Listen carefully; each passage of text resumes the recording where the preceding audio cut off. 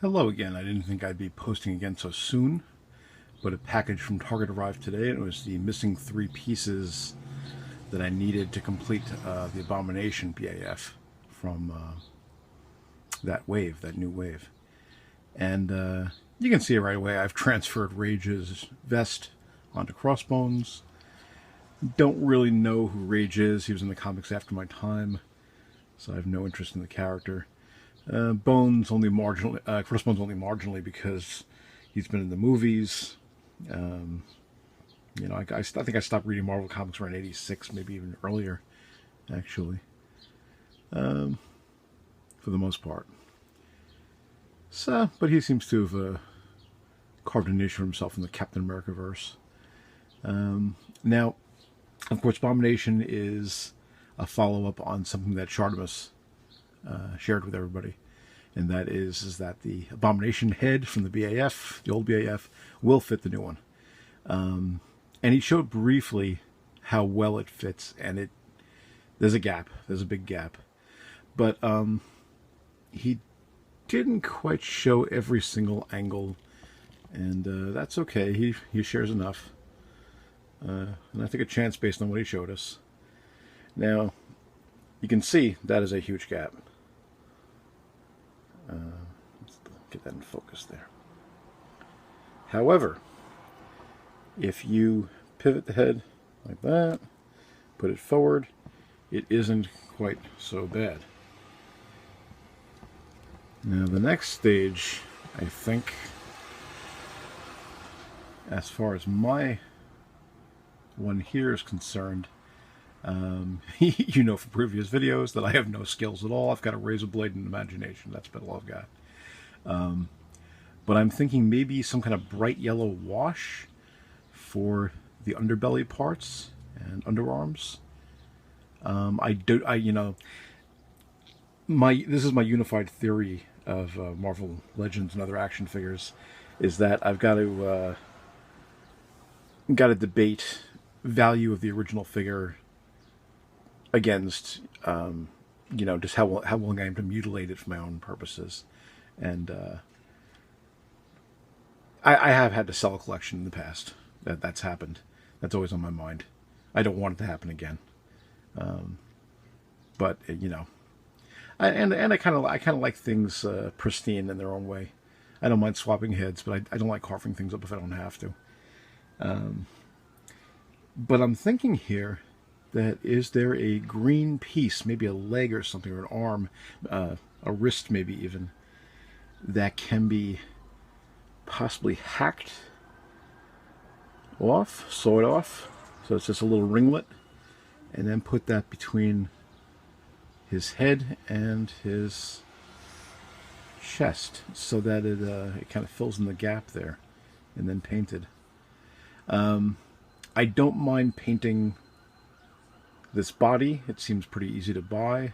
I don't think any of the pieces are going to be they're going to be peg warmers, let's face it. I think this line is going to be a big bust.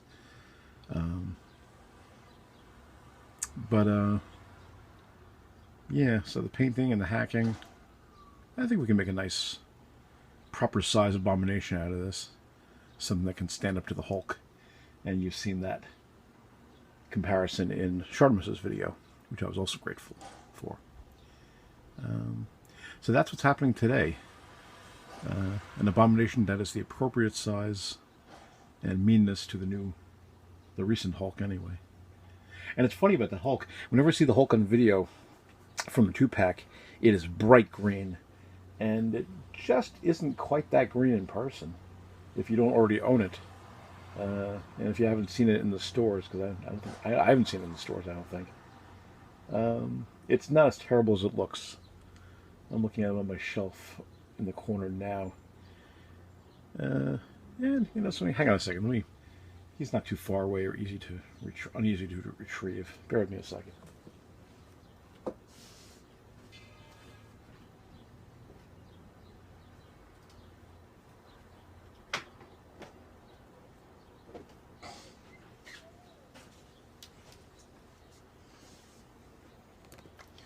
So the Hulk is pretty bright green, but they do have some tonal qualities to him that make him bearable. I think I see a day when they will repeat this figure with a darker color to it, possibly. Maybe. They seem to be paying a lot of attention to their retro style now, where characters are a little more brightly colored, like the new Green Goblin and Electro and like that. So maybe this is the retro Hulk. Hard to tell. That does seem to be the trend, though. More classic 70s coloring. But today, once again, I'm happy. A little intimidated by this this wash idea, but things will stand as they are for now. The other thing I could say, you know, I have no end of criticism for things that don't make sense. I really hated this Hyperion buck initially, but it's growing on me.